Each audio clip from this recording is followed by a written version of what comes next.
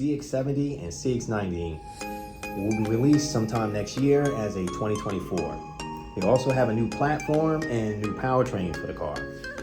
Now, currently the CX60, which is in Europe, is built off the same platform and powertrain. What will be additional, which we suspect will be down the road, is Mazda's 3.0 inline 6-cylinder, which will also offer a 48-volt hybrid version. So the new powertrain is the Mazda's 2.5-liter turbo engine with a hybrid version connected to it. So this is exciting because Mazda says that basically this 323 horsepower with 369 foot-pounds of torque is their most powerful engine and powertrain they have made. Now, these cars are going to be rear-wheel drive with an all-wheel drive standard system, which means they'll convert from rear-wheel to all-wheel, but going forward. Whereas the current lineup is front-wheel drive, right, two-wheel drive that way, and will convert rear-wheel. So some people may ask, what's the difference? What's gonna change the experience? Well, the drivability of the car, so you'll have a little bit more of a rigid frame to the body, which means handling performance-wise is exciting because the only rear-wheel drive car that Mazda currently have in their lineup is the Miata. So are these just gonna be bigger versions to the Miata, or are we gonna be able to drive our families around in these vehicles and still get the same excitement experience that we've always gotten from Mazdas as we drive them currently? So right now there's some spy shots which has all this cauliflower all over it, the wrap basically trying to hide the vehicle, which has been spotted in Colorado. So these pictures are all over the media right now, and as we can see, this is the same experience that we had when there was spy shots of the CX50 before we got to see currently what the car would look like without the wrap. So I'm just saying, if you want to get an idea of what it might really look like, it looks like a big CX60. So, which is a handsome vehicle, by the way. Now, size-wise, to try to gauge that vehicle, the CX60 is currently very similar in size to BMW's X3 length and width. The 70 and 90 is going to be bigger, so I'm assuming that means they'll probably be similar in width and length as the BMW X5 and maybe X7. Now, everyone always asks why compare to BMW, and that's because, like BMW, Mazda, everything is about their drivability. So there's three brands that basically everything's about how the cars drive and feel. You got Porsche, which is very competitive with their drive and feel. They're very unique when driving one. Same thing with BMW. A Mercedes does not drive or handle like a Beamer, and vice versa. Beamer does not drive or handle like a Mercedes. So for Mazda, because they're in that arena in a sense about chassis and handling that driving experience, that is why we use BMW as a rule of thumb for Mazda. And if you Google Japanese version of BMW, Mazda is the name that comes up on Google. So, but the exciting moment is the fact that this is the most powerful powertrain that Mazda has introduced to the market yet on the globe. And it's gonna be interesting to see how this motor will perform. Now, they're throwing their hat in the ring with the premium brands. All premium brands have power. That is something that's very unique, and now hopefully Mazda will start building some more powerful powertrains to go along with the materials that they're building currently for their cars, because I'm going to tell you, they're using some great quality materials in their vehicles. It is definitely a premium type feel, and some of their interiors is actually better than some of the luxury cars today that we see out there. So this is exciting. They already have that tenacity and that experience they want to give. When we look at their craftsmanship and what they're bringing to the table, it's pretty cool. With their Tacoma Masters, which if anyone's not familiar, if you look up the word Tacoma, basically is a Japanese thing where the artists, whether it's they're building cars or they're a chef or whatever kind of artist that they are, it's the mastery of your craft is basically what it comes down to. Now, some of the other Japanese manufacturers used to use Tacoma.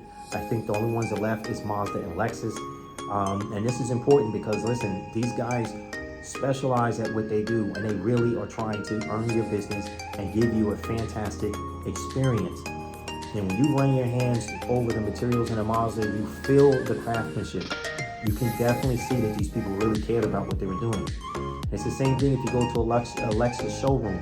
Exact same thing. You run your hands over the materials, the stitching, the dashboards, the door panels. You can feel the quality in these vehicles. It's not to be mistaken as just another car brand producing a car. These guys really do care. And because they care, you're getting a better vehicle. So it's something to look into. But back to the 70 and 90. Now, the difference between the 70 is a 5-passenger vehicle, so that is your X5.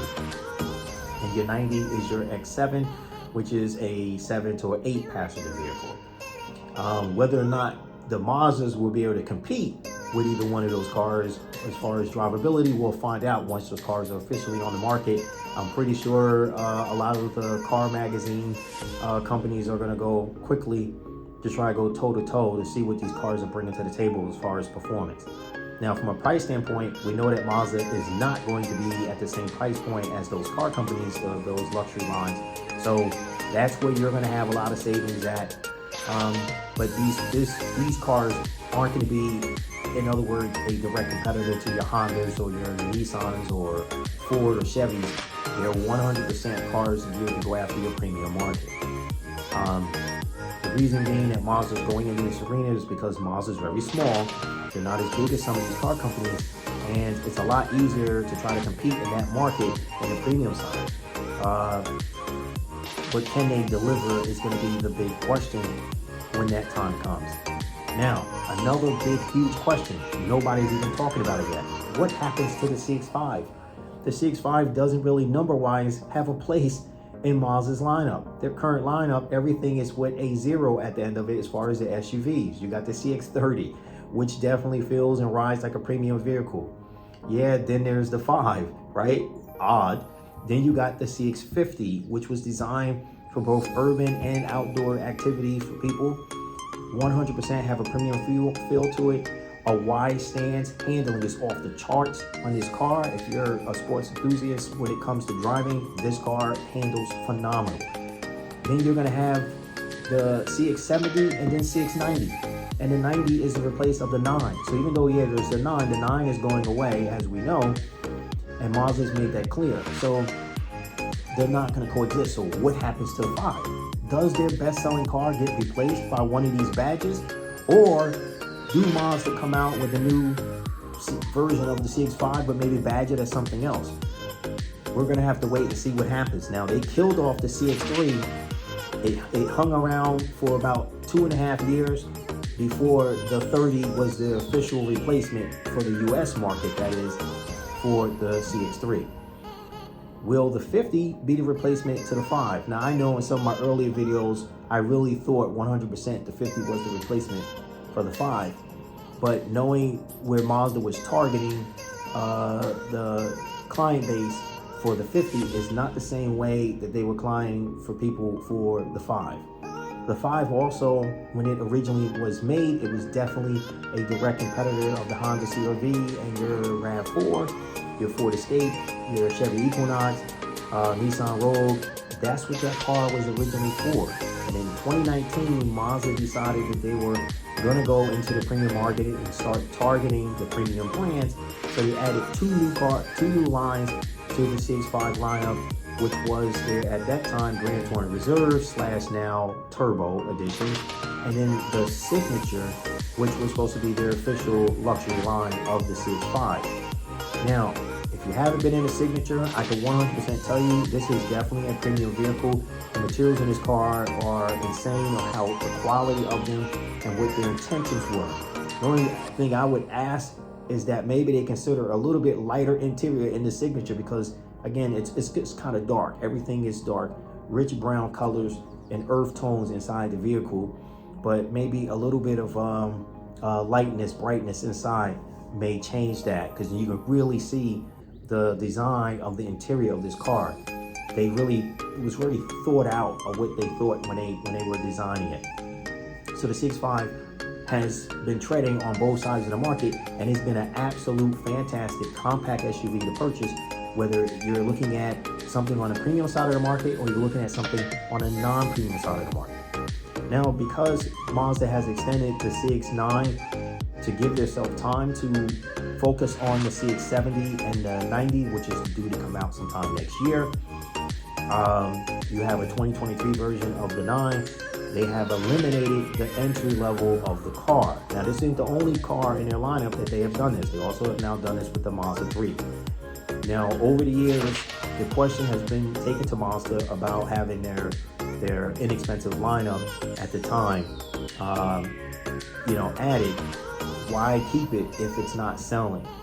For whatever reason, Mazda's customer base seem to like the premium feel that Mazda brings to the table. The entry levels don't really quite fit in to what they're doing. So it's good to see them actually finally officially stop making these cars and start focusing on the premium side of the market. I know they really wanted to hold on to that market share, and still have affordable cars, but at the end of the day, your customer base is telling you exactly what they want and what they're focused on, so you got to deliver. And so that also means you need to deliver a mid-size sedan. Now, whether you guys are going to rebadge it as a Mazda 6 or you're going to rebadge it as something else, but you got to have a mid-size sedan, and hopefully you're going to keep your promise and build it with the rear-wheel drive platform that you guys are using for the new CX60, CX70, and CX90. I would like to see some changes there, and hopefully focus on making a sedan. So I have some pictures that I'm going to show you guys of the 70/90.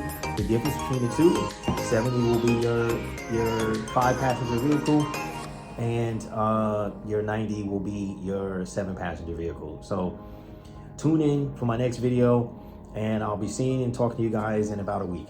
Thank you guys for tuning in.